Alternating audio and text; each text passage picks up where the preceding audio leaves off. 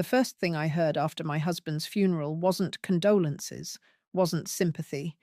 It was my daughter-in-law's voice, sharp as glass. "You're not on the $85 million trust," she said, standing in the doorway with her arms crossed. "So don't start imagining you have a say in anything anymore." She delivered it like she was flicking ash off a cigarette, careless, casual, but meant to burn. I sat there in the living room, still in my black dress from the burial, the faint smell of roses clinging to me from the graveside flowers. My hands rested on the armrest of the old chair my husband and I bought together more than 40 years ago. It was mine, or at least it felt like it was, until my son's wife leaned over and stuck a neon orange sticker to the side of it, right in front of me. "This one's for the movers," she added, as if I were invisible. My son, my only son, didn't say a word. He stood behind her, jaw tight, eyes fixed anywhere but on me. I wanted to believe that maybe he was just too tired, too broken by grief to step in. But the truth was heavy in my chest. He let her speak for him now. Dinner that evening was another reminder. The table, once mine to set, was crowded with their friends and her family. I was given the seat at the very end, next to the doorway, while she sat at the head. When the food came out, I was served last. Cold potatoes, barely a sliver of meat, as if feeding me were an afterthought. Every bite I took tasted of ash. They talked over me, around me, as if I wasn't sitting there. The conversation was all about what they'd do with the trust money, how they'd renovate, how they'd travel. My daughter-in-law laughed and said, "We'll finally make this place livable." She kept it like a museum. Her friends nodded in agreement. My son even smiled. I folded my napkin slowly, pressing it between my fingers so tightly that the veins in my hand showed blue. I said nothing, because if there's one thing I've learned in 70 years, it's that silence cuts deeper than any retort. When the meal ended, I tried to rise from the table, but my chair scraped against the floor. Too loud, too noticeable. My daughter-in-law glanced back with a smirk. "Careful, don't fall. We don't want any accidents before we get you settled somewhere safe." Somewhere safe. I knew what she meant. A nursing home. A corner room where old women are put away when their usefulness is gone. But as I steadied myself, my palm brushed the inside pocket of my handbag, the one I'd kept at my side all day. Inside was an envelope, sealed years ago. The edges were worn, but the paper inside was strong. My husband's handwriting marked the corner. Trust documents. I had not opened it in years, but I knew what was in there. And as much as they wanted me to fade into silence, I had no intention of being erased. Still, I kept my face blank, my lips pressed together. They thought they had won. They thought their cruelty was power. I excused myself from the table, ignoring their chuckles as I walked down the hall. The floorboards creaked the same way they had when I first moved into that house as a young bride. Back then, I thought every creak meant history, roots, permanence. Now it sounded like betrayal echoing through the wood. In my room, a smaller one now, shoved to the back of the house, I sat on the edge of the bed. The neon sticker was already slapped on the headboard, for donation. They thought they could erase me with paper labels. But I had paper too. Paper that mattered. And in time, they would see exactly what silence can do. The next morning, I woke to the sound of voices in the hallway. My daughter-in-law was already directing people around the house. "Put a sticker on that dresser," she said, her tone brisk and commanding. "It's going into storage until we decide what to do with it." I opened the door just enough to see. She was walking from room to room with a pack of neon labels in her hand. Orange for storage, yellow for sell, pink for donate. She wasn't sorting the house. She was gutting it, stripping it piece by piece, while the walls still smelled faintly of funeral flowers.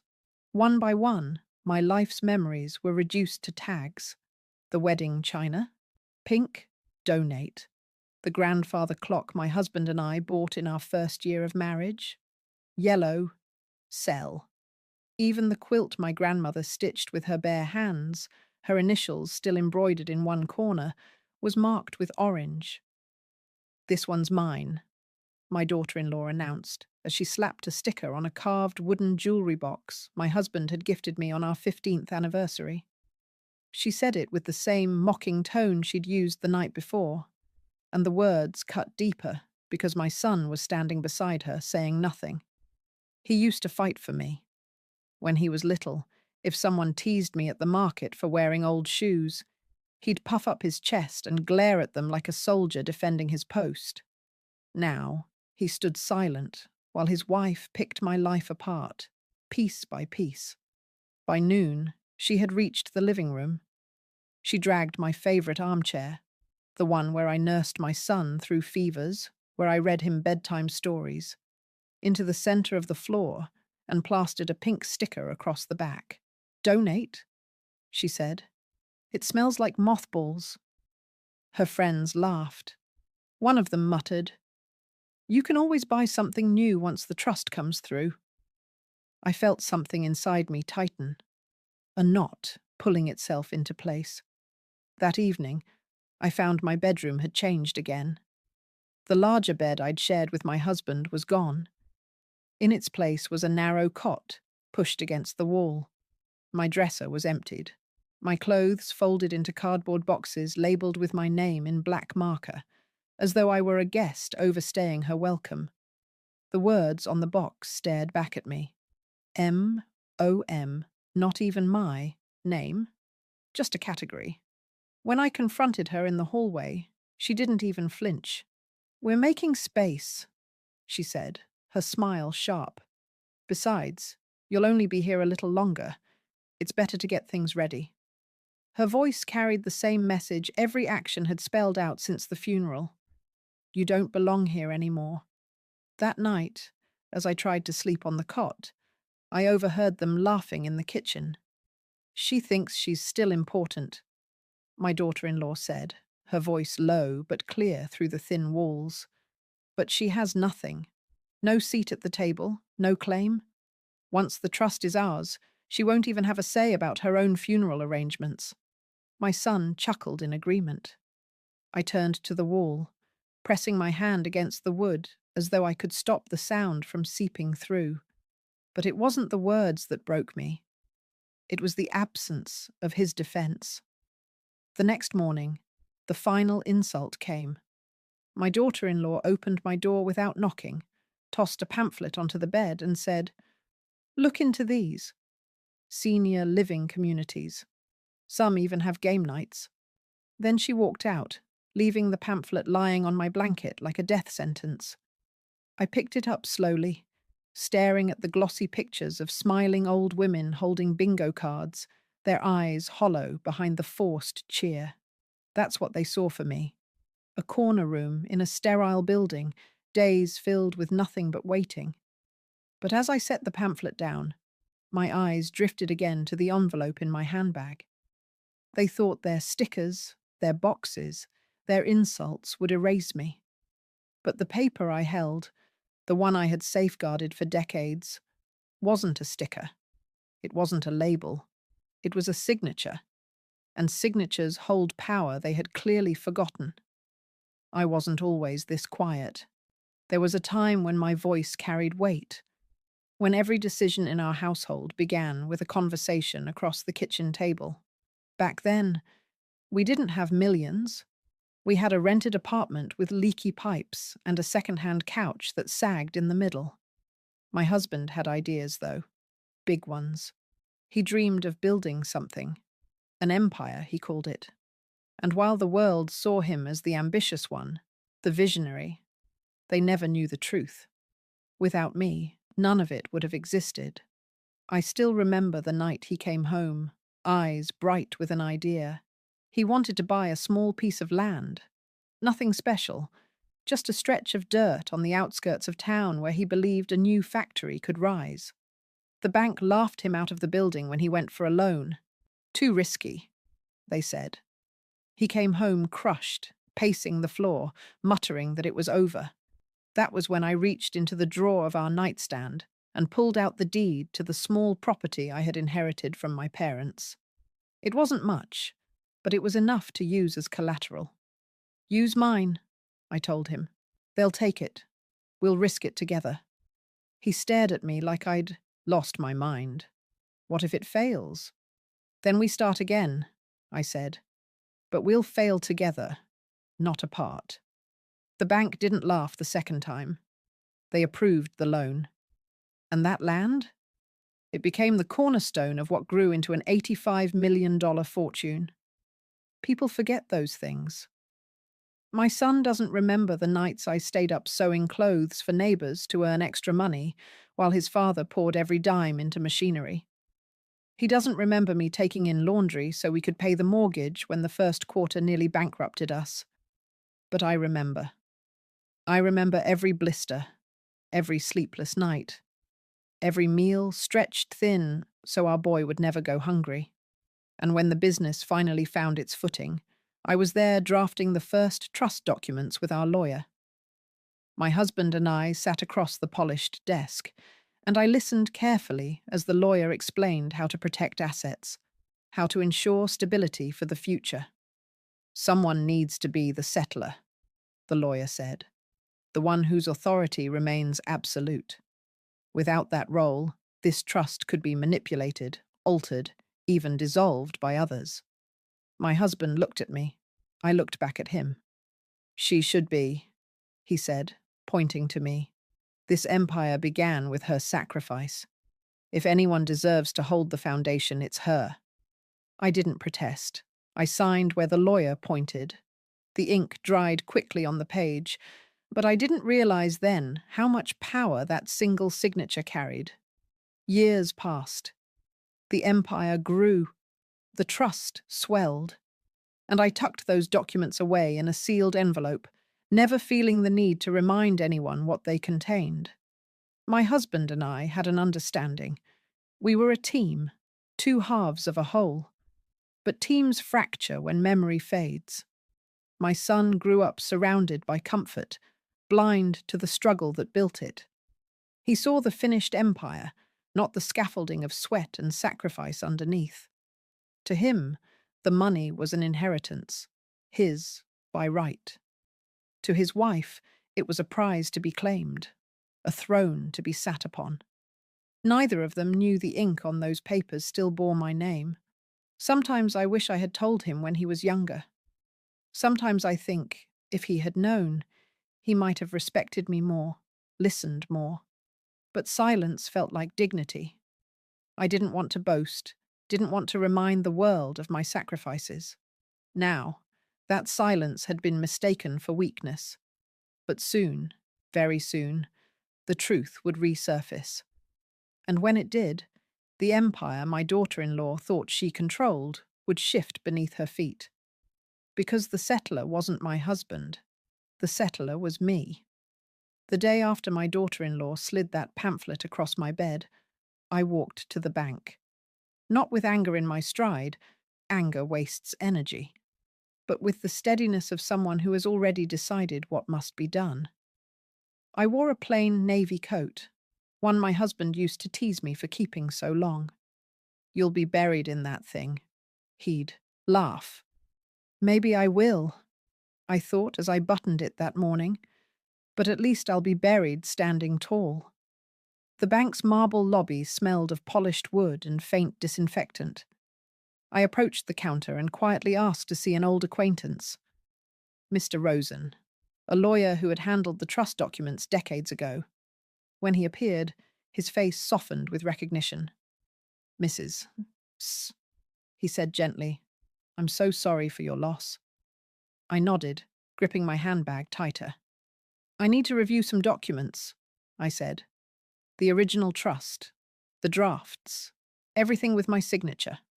His brows lifted slightly, but he didn't question me.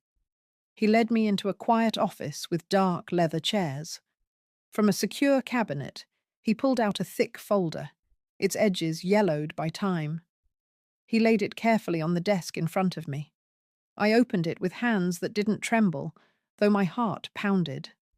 And there it was, page after page of legal language, dense and unyielding, but on the first page, my name. Not just as wife, not just as witness, as settlor and grantor. Mr. Rosen adjusted his glasses. You remember signing these? Yes, I said simply. Then you know, he said, leaning back in his chair, that no decision regarding the trust can be made without your explicit approval. Your son and his wife, well, they may not be aware. They're aware of one thing, I said. They think I'm powerless. His mouth tightened, and for a moment I thought I saw anger on my behalf, but he kept his voice even. Do you want me to represent you? I reached into my bag and placed the sealed envelope on the desk. These are the duplicates I kept. I want them authenticated, and I want every insult, every humiliation they've spoken to me documented. My husband insisted on a behavioral clause, penalties for disrespect. I want those penalties enforced. He nodded slowly. You've been keeping records? Not me, I said. Them. I pulled out my phone. Dozens of voicemails. Screenshots of messages forwarded by distant relatives. Even the pamphlet she tossed at me. Proof, line after line, that I had been belittled, mocked, diminished. My husband always knew people showed their truest selves when they thought no one was watching. That was why he added the clause. Disrespect toward the settlor results in deductions from distribution. Mr. Rosen read aloud from the file. Ironclad. I almost smiled. Almost. We spent hours that day in that quiet office, scanning, signing, preparing. By the time I left, the weight on my shoulders hadn't lifted, but it had shifted. I carried something heavier now. Power. Outside, the sky had turned grey, heavy with the promise of rain. I pulled my coat tighter, the wind tugging at the edges. In the reflection of the bank's glass doors, I saw myself, not the fragile old woman my daughter-in-law imagined, but someone steadier, rooted. At home, their cruelty hadn't paused. Stickers multiplied on my belongings, as though I were already gone. I walked past my son in the hallway, and he barely looked at me. My daughter-in-law, though, couldn't resist. She stopped, held up her phone, and snapped a picture of me sitting in the living room. Gotta document our progress, she said, laughing. I stayed quiet. If only she knew what real documentation looked like. That night, as I lay on the cot in my stripped-down room, I tucked the authenticated copies beneath my pillow. Paper doesn't weep. Paper doesn't betray. Paper holds. And soon, those pages would speak louder than I ever could. The letter arrived on a Monday morning, thick cream paper with the trustee's seal pressed into the flap. My son's wife carried it into the kitchen like it was her personal victory. Trustee meeting, she announced, waving it in the air. Finally, time to make some decisions. I sipped my tea and said nothing. She dropped the envelope on the table in front of me, smirking. Don't worry, you don't have to come, she said. It's not like you're on the trust, but I guess you can sit in the corner if you want to watch how real business is handled. She walked away, humming, as if she had already won. 3 days later, I found myself in the grand conference room of the bank's downtown branch. The walls were panelled in dark mahogany, and long windows overlooked the city. A chandelier glowed above the table, its light catching in the polished surface until it gleamed like still water. Around the table sat my son, his wife, 2 of her brothers, who had suddenly decided they were advisors, and 3 trustees in dark suits. At the head sat Mr. Whitman, the banker tasked with overseeing the trust. His silver hair was combed neatly, his glasses perched low on his nose. Papers were stacked before him, and his expression carried the calm patience of a man used to managing egos. I took a seat near the corner, away from the center. My daughter-in-law noticed and chuckled, whispering to my son loud enough for me to hear. See? She knows she doesn't belong here. He didn't correct her. The meeting began with Whitman reviewing the trust's assets, real estate, investments, company shares.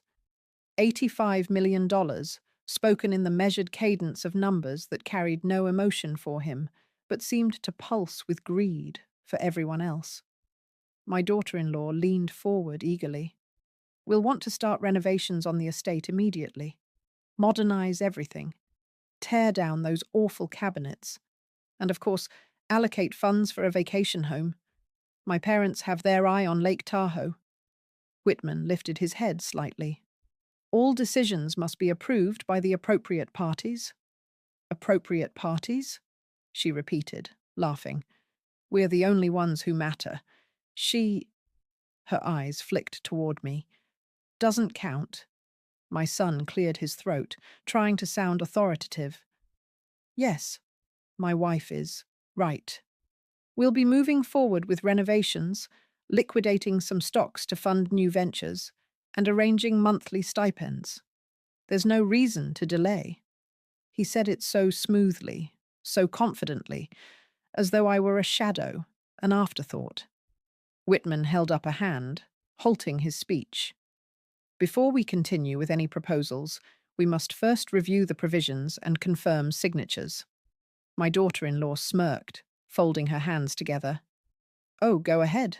Show her. Maybe it'll finally sink in. Her friends, those brothers of hers, snickered under their breath. The banker slid a thick folder onto the table. He flipped it open with practiced care, adjusting his glasses as his finger traced down the first page. I watched my son lean back in his chair, confidence radiating off him.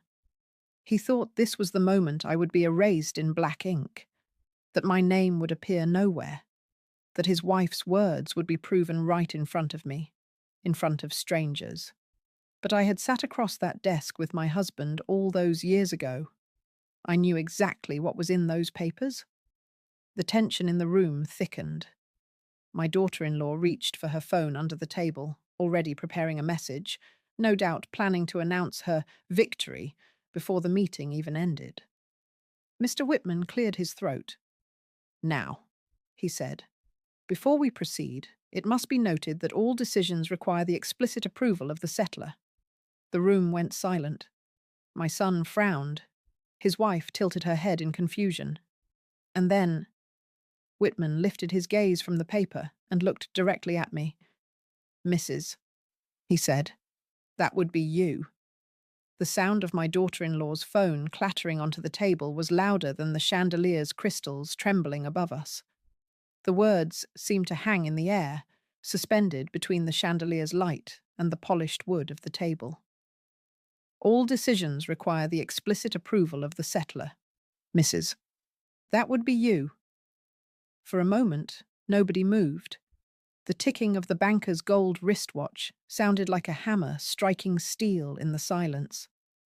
My son blinked at Whitman, his mouth opening, closing, then opening again like a man who had forgotten how to breathe.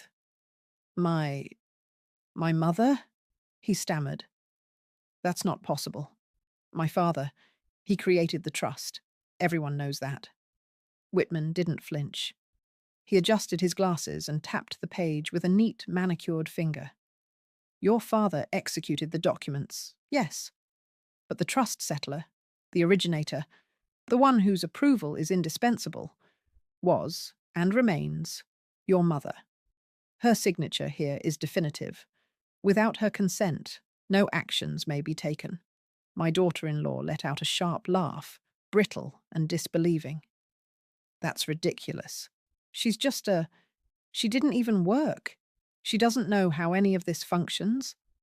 Her voice cracked on the last word, and I noticed her hand shaking as she reached for the folder.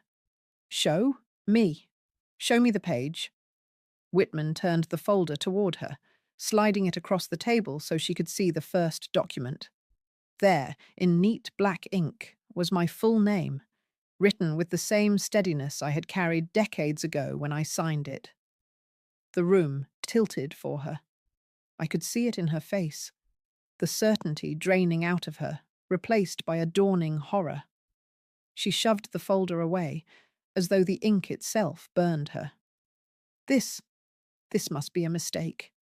Some clerical error. My husband's name should be there.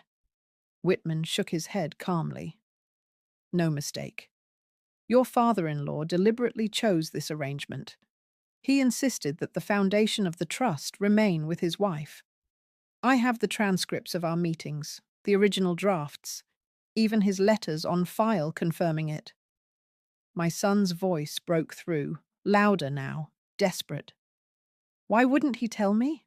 Why wouldn't she tell me? I met his eyes for the first time in weeks, because respect should not require reminders. His mouth shut instantly, words dying on his tongue. The brothers-in-law who had tagged along shifted uneasily in their chairs, suddenly less smug. One of them muttered something about technicalities, but even they couldn't meet my gaze. My daughter-in-law leaned forward, her face red. So what? You think this gives you control? You think you can stop us from moving forward with our plans? You're too old to make decisions for yourself, let alone for $85 million. This is absurd. Her words trembled, laced with panic she was trying to disguise as authority. Whitman raised his hand gently. Mrs. Errol is the settler. That is not up for debate. Until she approves, nothing moves forward. No renovations, no stipends, no asset liquidations. Every decision must be presented to her. I folded my hands in my lap, my fingers brushing against the soft leather of my bag, where the authenticated documents rested. My silence had been my shield, but now it became my weapon. I've been quiet long enough, I said, my voice low but steady. You've mistaken silence for weakness, but the foundation of this family, this fortune, rests with me. And every insult, every humiliation you've given me will have its consequence. My son's face paled. My daughter-in-law's mouth opened, but no words came out. Whitman closed the folder with finality. The sound echoed like a gavel. We will proceed to review the behavioral clause next, he said. It will directly impact distributions. The panic that flickered across their faces then was worth every night I had endured on that narrow cot. For the first time in weeks, I sat back in my chair, straightened my spine, and allowed myself the smallest of smiles. They thought the meeting would erase me. Instead, it had revealed me. Mr. Whitman reopened the folder, pulling out a thinner set of papers this time. His calm voice carried through the room, unshaken by the tension simmering. At the table, your late father included a behavioral clause, he said. He believed respect for the settlor should be absolute. Any act of humiliation, insult, or mistreatment would result in deductions from the beneficiary's share. The air shifted. My son sat up straighter. His wife froze mid-gesture, and her brothers exchanged confused glances. That's absurd, my daughter-in-law snapped, her voice sharp and brittle. What does that even mean? Families argue. People say things. You can't put a price tag on words. You can, Whitman replied evenly. In this trust, you can. He lifted a page, reading aloud. Any recorded or verified instance of disrespect toward the settlor shall result in a reduction of $1 million from the violator's distribution. The silence that followed was broken only by the sound of my son swallowing hard. I reached into my handbag and slid a folder across the table. Inside were the authenticated records Mr. Rosen and I had prepared. Screenshots of text messages, voicemails saved to cloud storage, even a printed transcript of my daughter-in-law's cruel remarks. Whitman opened it, scanning the pages with the efficiency of a man who had done this many times before. Then he began to read. Message from daughter-in-law to a family group chat. She's dead weight. Once the trust is ours, we'll put her in a home. Gasps rippled around the table. My son shifted uncomfortably, colour rising to his face. His wife's lips pressed together so tightly they turned white. Another page. Voicemail from son. Mom doesn't need anything fancy. Just find her a small place out of the way. She'll be fine. She doesn't matter anymore. The words echoed in the conference room, his own voice condemning him. I saw him pale, his hands curling into fists on the table. Whitman turned to another page. Careful. Don't fall. We don't want any accidents before we get you settled somewhere safe. Statement made in presence of witnesses at family dinner, verified by testimony.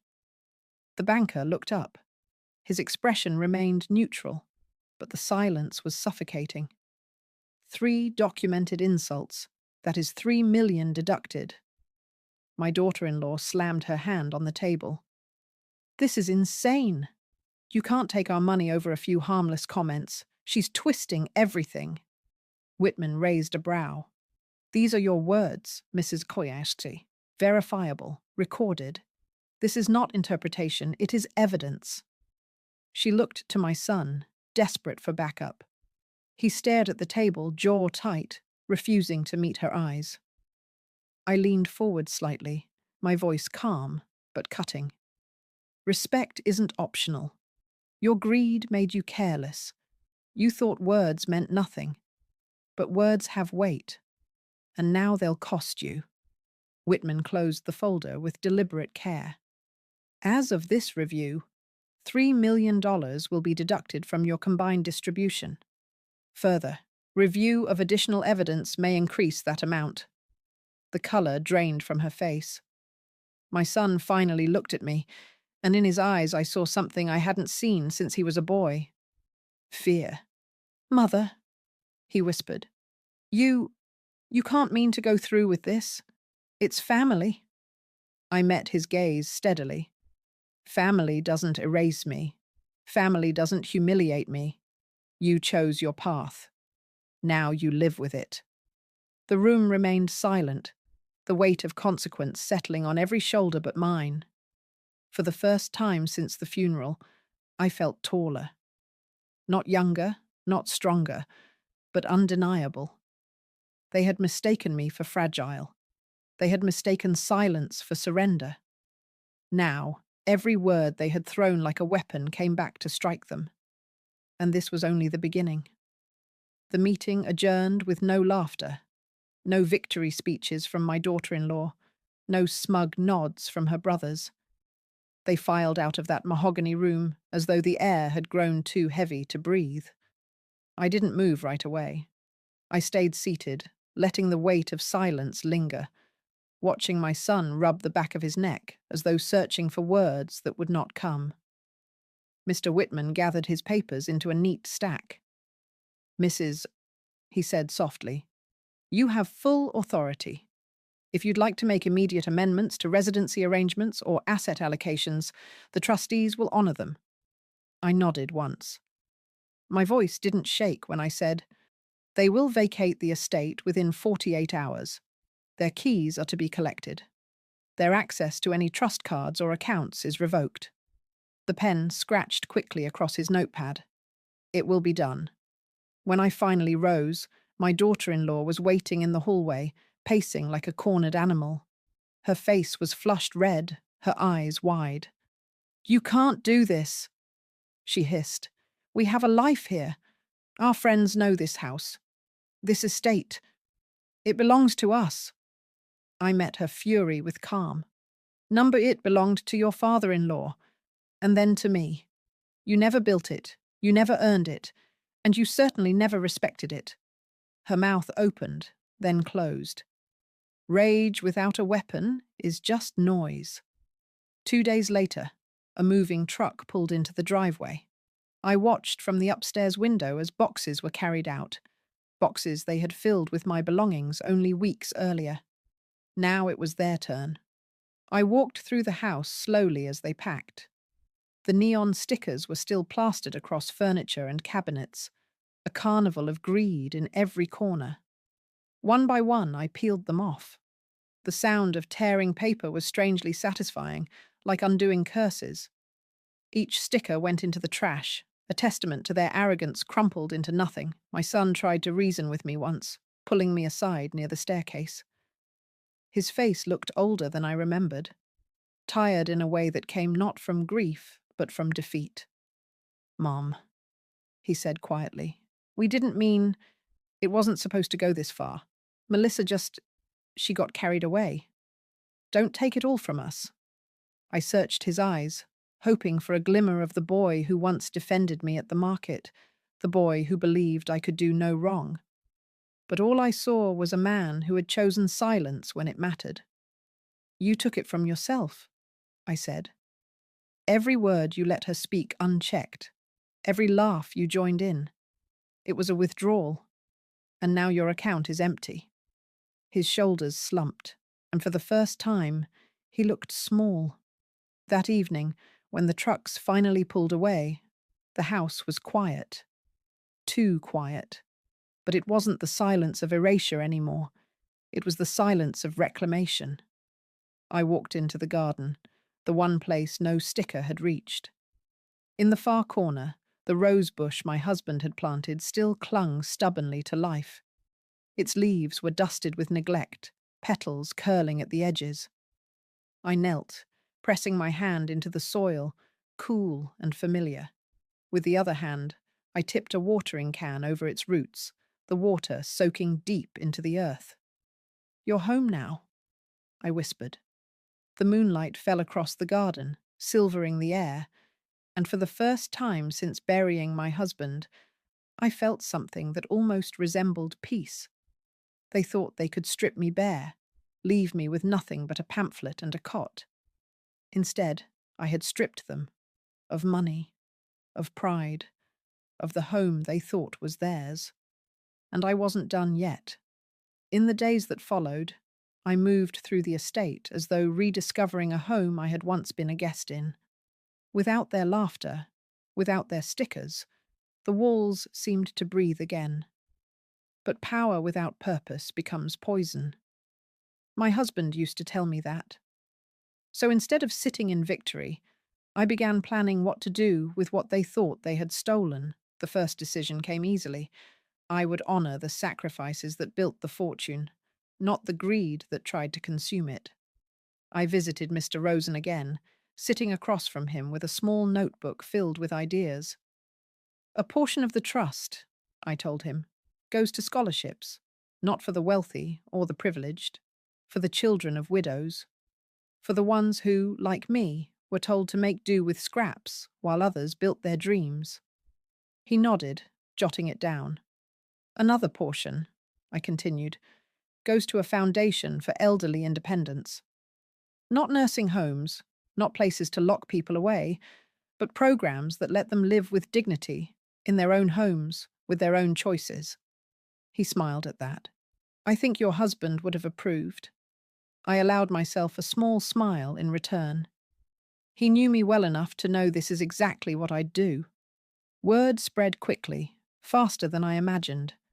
The same community that had whispered about my son's success now whispered about his downfall. People stopped me in the market, patting my arm gently, saying they hadn't known how badly I'd been treated. Some looked at me with admiration, others with caution, as if they feared I might hold a mirror to their own betrayals.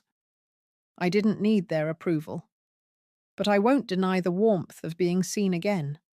Not as a burden, not as a shadow, but as the woman who had built the foundation of everything. One afternoon, I returned to the bank for final signatures. Whitman greeted me with more respect in his eyes than he had shown even during the meeting. "You've handled this with extraordinary composure," he said. "Most would have lashed out." I placed my hand flat on the polished table. "Dignity is the sharpest blade. It cuts deeper than rage ever could. When I left the bank, I passed by my son on the sidewalk. He looked worn, hollow, his suit wrinkled. He opened his mouth, perhaps to apologize, perhaps to beg. But I kept walking. Some bridges are not burned in fire. They crumble in silence. At home, I took down the last of their boxes, emptied of the things they had tried to claim. Inside one, shoved to the bottom, I found the quilt my grandmother had stitched, the one with her initials sewn in careful thread. They had marked it, "Donate."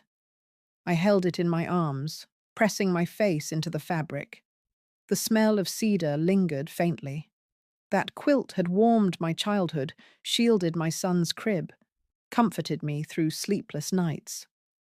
And they had thought it worthless. I folded it neatly, draping it over the arm of my chair, the chair they once labelled for donation. Now it was exactly where it belonged.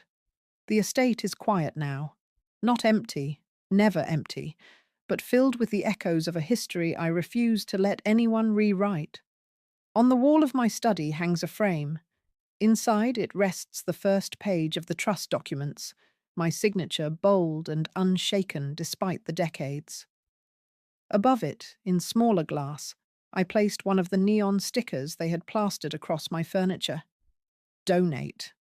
I framed it not as a reminder of their cruelty, but as proof of their blindness. They thought paper could erase me. But in the end, it was paper, my signature, that erased them. Some evenings, I sit in the garden with a book, the roses blooming again under careful hands. Neighbours pass by and wave. Some whisper. I let them. I know who I am now, and I don't need their approval to exist.